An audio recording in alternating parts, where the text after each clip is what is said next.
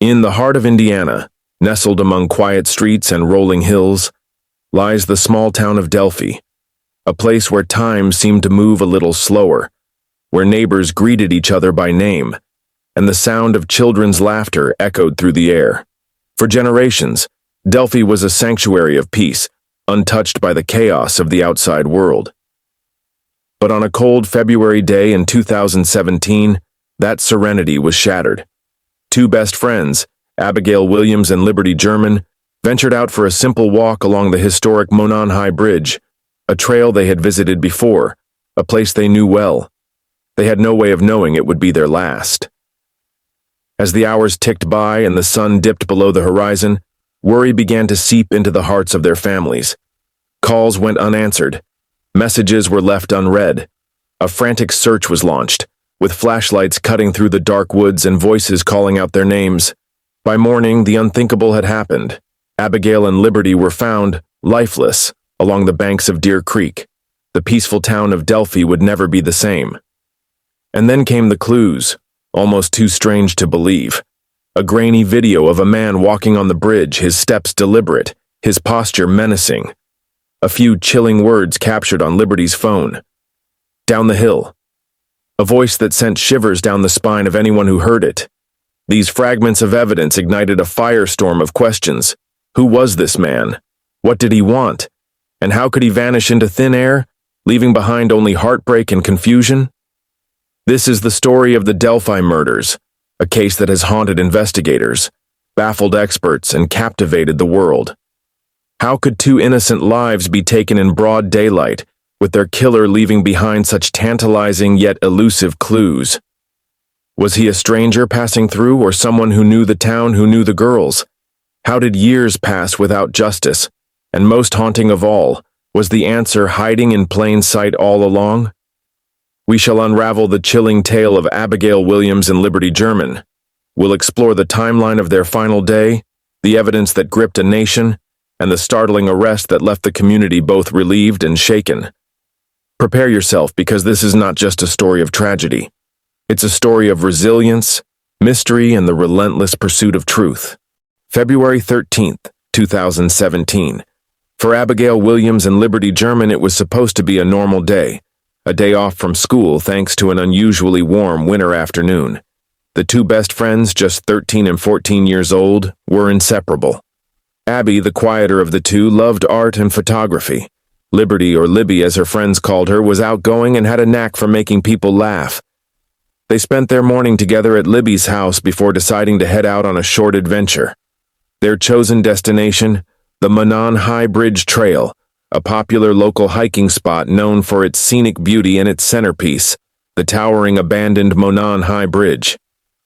At approximately 1:45 p.m., Libby's older sister Kelsey dropped the girls off at the trailhead, exchanging quick goodbyes. She had no idea it would be the last time she would see her sister alive. The girls were excited, chatting about taking pictures on the bridge, a favorite spot for local teens. By 2:07 p.m., Libby posted a Snapchat photo of Abby walking across the old bridge, its rickety wooden planks and rusted rails framing the moment. It was an ordinary image, a snapshot of two friends enjoying a carefree afternoon. But unbeknownst to anyone, danger was already closing in.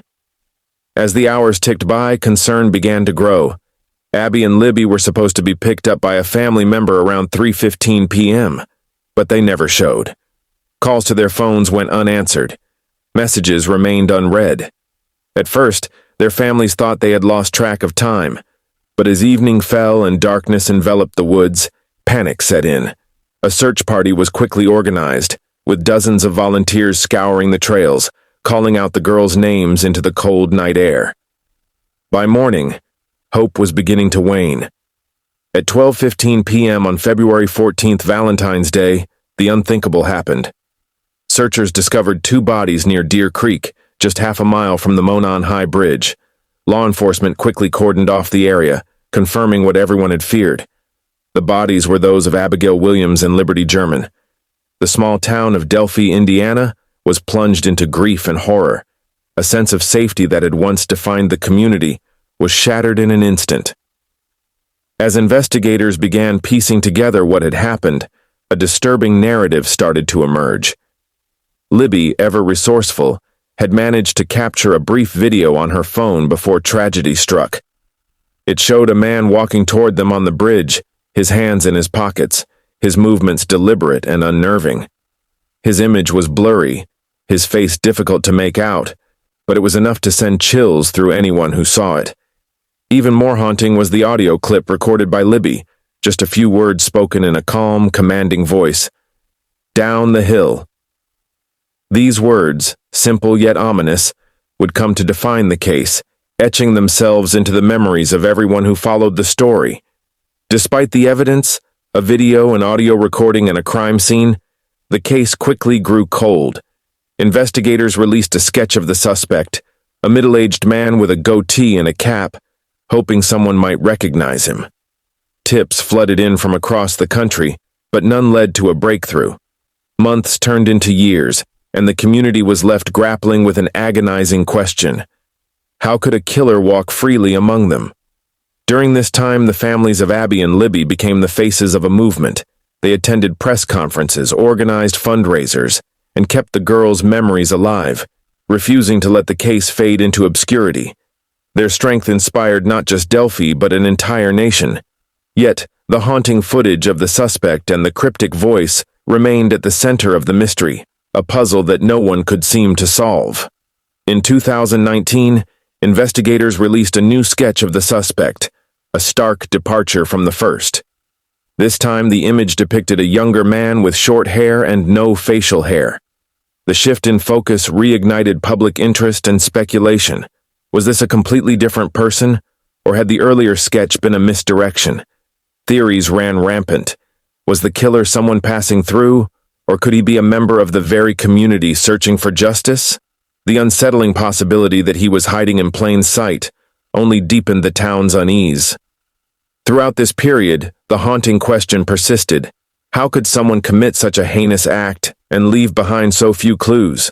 The bridge, the trail, the creek all seemed to hold their secrets tightly, and yet, as investigators later revealed, the answer was closer than anyone could have imagined, lying in wait, hidden in plain sight. To truly understand the impact of the Delphi murders, we must first take a moment to remember who Abigail Williams and Liberty German were. Not as victims, but as two vibrant, loving, and ambitious young girls with their entire lives ahead of them. Abigail Williams, known as Abby to her family and friends, was 13 years old. She had a quiet confidence about her, an artist's soul with a love for creating beauty in everything she touched. Abby could often be found with her sketchpad, drawing intricate designs or working on her latest craft project. She had an eye for photography too, capturing the world around her in a way that seemed beyond her years. Abby's mother described her as thoughtful and kind, the type of person who would give her time and attention to make others feel valued. Her favorite color was blue, and she dreamed of becoming a science teacher one day. Those who knew her best said she had a smile that could light up the room and a heart full of compassion for everyone she met. Liberty German, affectionately called Libby, was 14. She was the outgoing counterpart to Abby's quiet demeanor, a natural leader who wasn't afraid to speak her mind. Libby was athletic and excelled in sports like volleyball and softball, where her competitive spirit shone. But beyond her love for sports, Libby was known for her tech-savvy nature. She enjoyed experimenting with video editing and photography, often capturing candid moments with her friends and family. Her grandmother described her as someone who never met a stranger, a girl with a knack for making everyone laugh, even on their worst days. Libby had big dreams too. She wanted to one day work in forensics, solving mysteries and bringing justice to others. Abby and Libby were more than best friends. They were kindred spirits. Their bond was forged in laughter, shared secrets, and endless adventures. Despite their different personalities, they balanced each other perfectly. Libby would often encourage Abby to step out of her comfort zone, while Abby brought a calming presence to Libby's high-energy nature. The girls spent countless hours together, whether it was crafting projects, practicing sports, or exploring the trails around Delphi. To their families, they were not just daughters, granddaughters, or sisters. They were the heartbeats of their homes, bringing joy and warmth wherever they went. Libby's sister, Kelsey, recalled their playful sibling rivalry and how Libby always found a way to turn even mundane moments into something memorable. "She was my best friend," Kelsey shared, her voice trembling with emotion. "She wasn't just my sister. She was someone I looked up to. She had this way of making everyone feel included and loved." Similarly, Abby's mother, Anna, described her daughter as a gentle, creative soul who loved animals and always looked for the good in people. "Abby was a light in our lives," Anna said. "She was the kind of person who made you want to be better just by being around her." Their lives were filled with dreams and laughter, but also with the typical milestones of young adolescents. They loved listening to music, taking selfies, and planning for their futures. The Monon High Bridge was one of their favorite spots, a place where they could be carefree, surrounded by nature, and enjoy the beauty of the world around them. It was a place of freedom for them, a space to create memories and escape the ordinary, and yet it became the backdrop to a tragedy that cut their lives far too short. In the years since their deaths, their families have worked tirelessly to ensure that Abby and Libby are remembered not just for how they died, but for how they lived. They have spoken about the girls' courage and resilience, highlighting the incredible strength Libby displayed in capturing the crucial evidence that would later become the focal point of the investigation. "She was a hero," her grandfather said. "Even in her final moments, she was thinking of others." Their legacies have inspired countless people around the world to cherish their loved ones and to fight for justice. Abby and Libby's story reminds us of the fragility of life, but also of the profound impact two young lives can have on a community and beyond. They were more than a case. They were daughters, friends, sisters. They were loved, and they are missed every single day. As the details of Abigail and Liberty's final hours emerged, one thing became clear. This was no random tragedy. The evidence left behind painted a chilling picture, one that investigators and the public alike struggled to make sense of. The video, the audio, the suspect's blurred image. Each clue felt like it brought the case closer to a resolution, yet each also seemed to raise more questions than answers. At the center of the mystery was the video recorded by Liberty German on her phone, a brief, grainy clip that showed a man walking across the Monon High Bridge toward the girls. His hands were shoved into the pockets of his blue jacket, his head slightly bowed, and his gait deliberate, almost mechanical. The image was unsettling, not because of its clarity, but because of its vagueness. Who was this man? And what had drawn him to the same remote trail on that February afternoon? Then there was the audio, captured just moments later.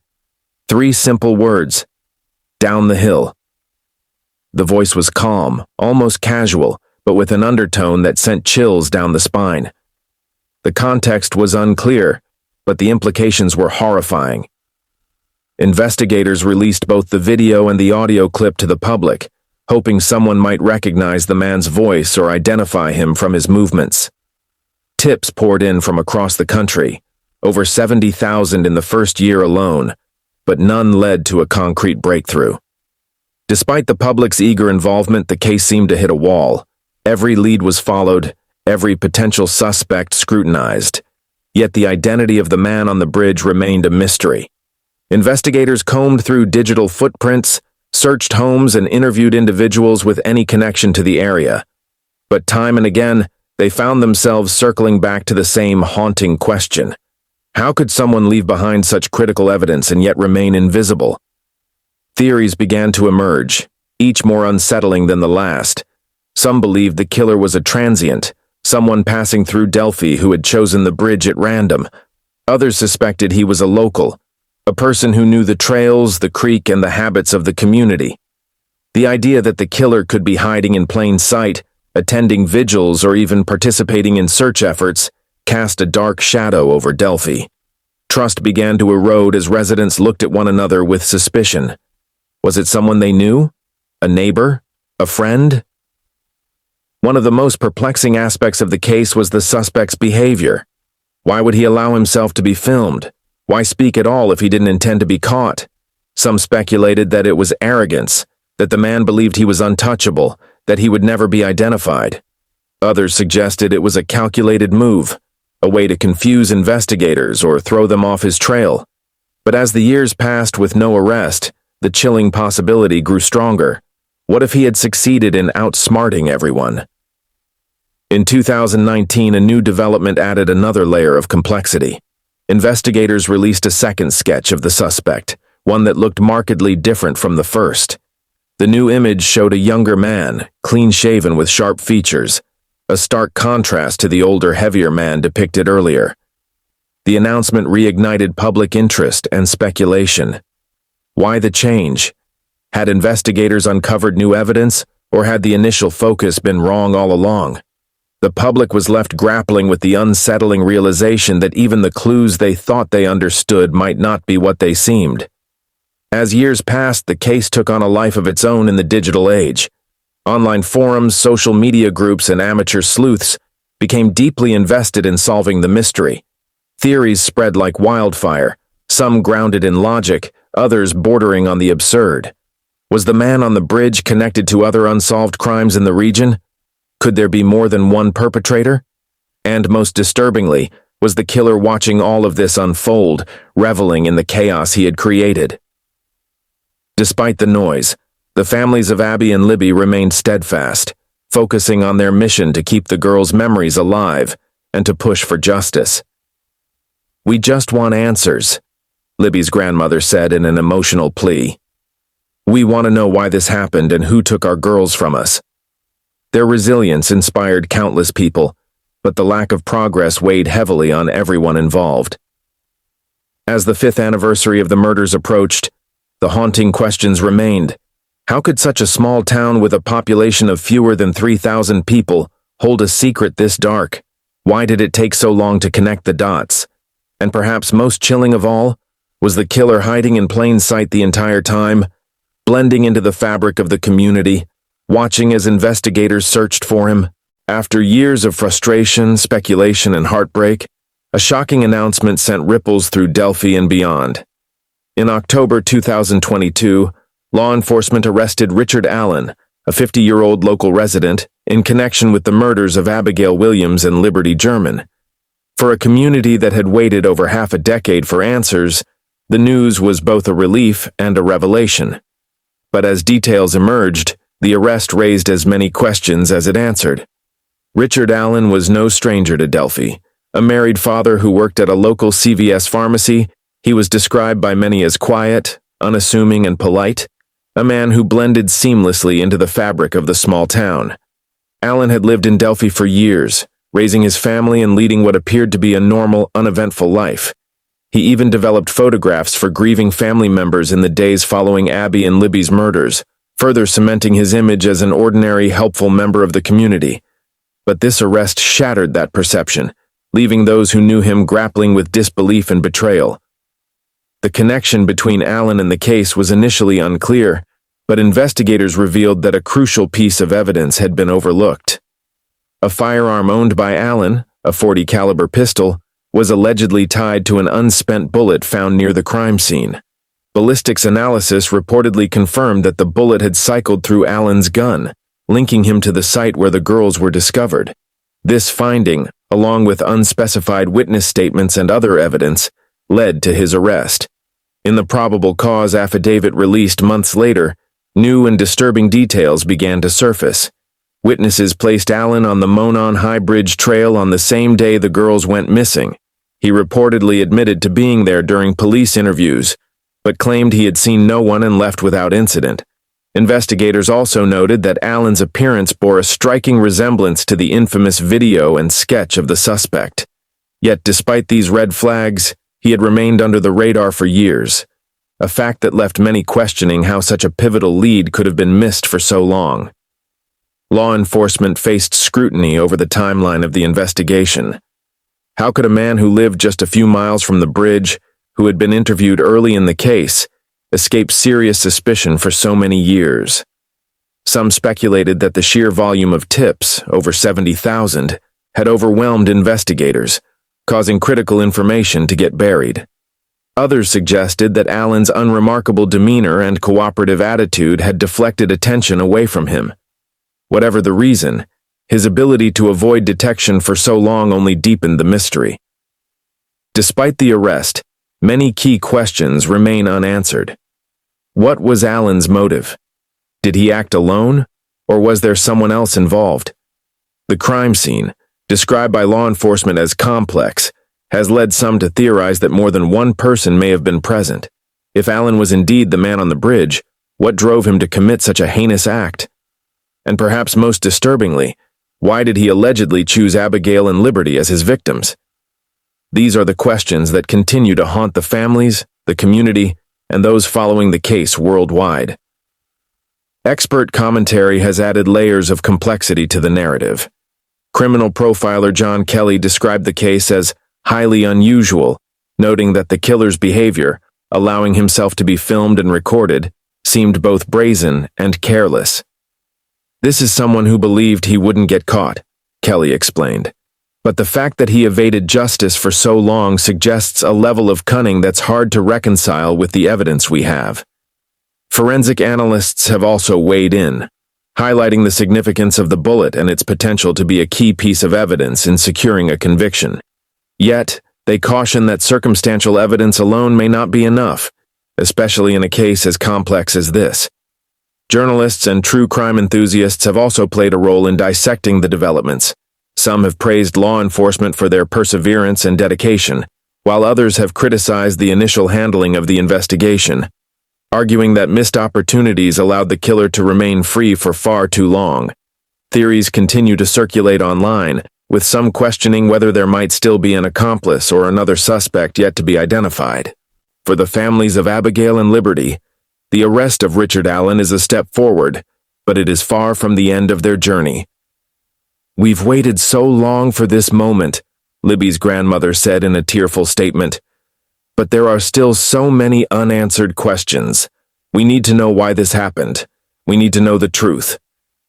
Similarly, Abby's mother expressed cautious optimism, stating, "This is progress, but it's not closure.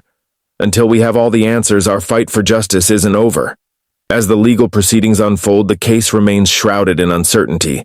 Richard Allen has pleaded not guilty, and his defense team has raised questions about the integrity of the evidence and the investigation. They argue that the state's case is circumstantial and lacks the concrete proof needed for a conviction. Meanwhile, the community of Delphi continues to grapple with the implications of the arrest.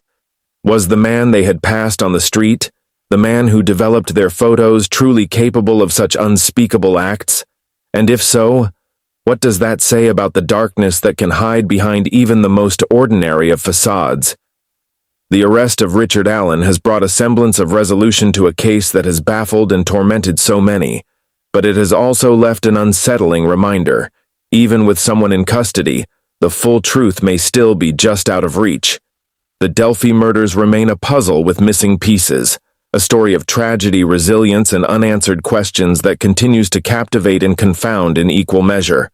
The Delphi murders are not just a story of evidence, suspects, and legal proceedings. They are a story of profound loss, resilience, and a community struggling to heal in the shadow of unspeakable tragedy. At its heart are the families of Abigail Williams and Liberty German, whose grief has been matched only by their determination to seek justice for their daughters. For Kelsey German, Liberty's older sister, the weight of loss has been coupled with an enduring sense of responsibility. "I always told her I'd protect her," Kelsey says, her eyes welling with tears. "I feel like I failed her that day."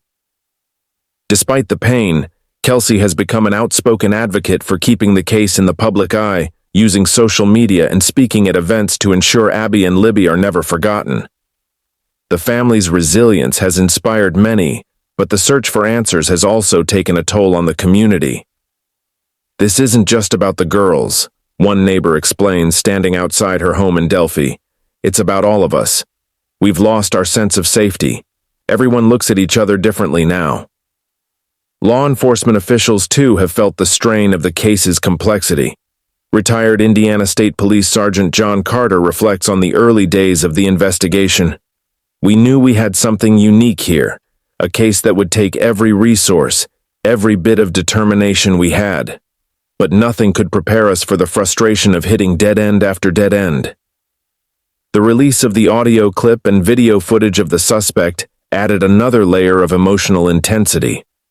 Forensic audio expert Dr. Elaine Matthews explains, "That clip is haunting for a reason. It's not just the words, it's the tone, the cadence, It's the voice of someone who's in control, someone who knows exactly what they're doing. The blurry video, while offering a glimpse of the suspect, became a symbol of the case's maddening ambiguity. Crime analyst Derek Henson remarks, "You look at that footage and you think, this should be it, this should solve the case. And yet it doesn't. It's like the ultimate tease." The community's involvement has been both a source of hope and a challenge. Volunteers combed through dense woods and creek beds in search of evidence during the initial days after the girls disappeared. "I'll never forget the moment they told us they found them," one searcher recalls, his voice breaking. "It was like the whole world stopped." But as time passed, the unanswered questions fueled suspicion and unease. Online forums buzzed with theories, some well-researched, others wild and unfounded. Forensic psychologist Dr. Rachel Stein warns, "Cases like this bring out both the best and worst in people. The need to find answers can lead to incredible collaboration, but it can also lead to harmful speculation that distracts from the investigation." And then came the arrest of Richard Allen, a moment that should have been a breakthrough, but instead left the community grappling with new uncertainties. Neighbors of Allen speak with a mix of disbelief and fear. "I've known Rick for years," one says, shaking his head. "I just can't wrap my head around it. If he did this, how did no one see it? How did I not see it?" Even with an arrest, the legal battle ahead promises to be long and grueling. Defense attorney Claire Jensen explains, "The prosecution will need to connect every dot in this case. Circumstantial evidence like the bullet isn't always enough on its own. They'll need to build a narrative that leaves no room for doubt." As the families await the trial, their focus remains on the girls. "This isn't about him," Abby's mother insists. "It's about Abby and Libby. It's about making sure they're remembered for who they were, not just what happened to them." The Delphi murders case, even with an arrest, remains far from closed. Richard Allen's apprehension is a significant step in the pursuit of justice, but it raises as many questions as it answers. Who was this man? A resident of Delphi, a community member living his life seemingly undetected, while an entire town and the nation searched for answers. If he is indeed responsible, how could he have walked freely among his neighbors, attending to his daily life, while holding such a dark secret? And if there are others involved, what role did they play? Were they complicit or simply unaware of the evil that had taken place so close to home? For years, the evidence sat in plain sight. An image, a voice, a video. We've all wondered, how did it take so long to connect the dots? Was it a failure in the investigation? Or was this man truly that adept at eluding suspicion? And why, after 5 long years, was the puzzle finally pieced together? Did new evidence emerge, or were the connections always there, waiting for someone to see them? And what of Abby and Libby? Their lives were cut short, their dreams stolen in an act of unfathomable cruelty. 2 bright young girls who had so much ahead of them. As we reflect on their story, we must ask ourselves, are we doing enough to ensure that their voices are heard, that their legacy is protected, and that justice, in its truest form, is served? What would justice even look like in a case so layered, so complex? A conviction, yes, but would that be enough to bring peace to their families, to their community? Or will the questions, the uncertainties, linger on? And then there's the broader mystery, the one that keeps so many of us awake at night. How many more secrets remain buried in the shadows? How many other crimes, unsolved and forgotten, are waiting for justice? What can we learn from this case, and how can we ensure that tragedies like this never happen again? The world is watching Delphi, but the answers remain elusive, tantalizingly out of reach. As we close this chapter, the story feels far from over. Trials will come, evidence will be presented, and perhaps finally the truth will emerge. Or perhaps not. Perhaps the full story will remain locked away, known only to the person or persons responsible. That is the unsettling reality of cases like this. Even with an arrest, even with a trial, closure may never come. And for Abby and Libby's families, that is the cruelest truth of all. But their story must not fade. Their names must not be forgotten. Abigail Williams and Liberty German were more than victims. They were daughters, sisters, friends, They were artists and adventurers, dreamers and doers, and their legacy deserves to live on, not as a cautionary tale but as a call to action, a reminder that we must always seek justice, even when the road is long, even when the answers seem out of reach. And so, I leave you with this. What do you believe happened on that bridge in Delphi? Are there clues we've missed? Evidence overlooked? Do you think justice is closer than ever, or do we still have a long way to go? Share your thoughts in the comments below. Every voice matters in the search for truth. This case has captured the hearts and minds of so many because it is more than a crime.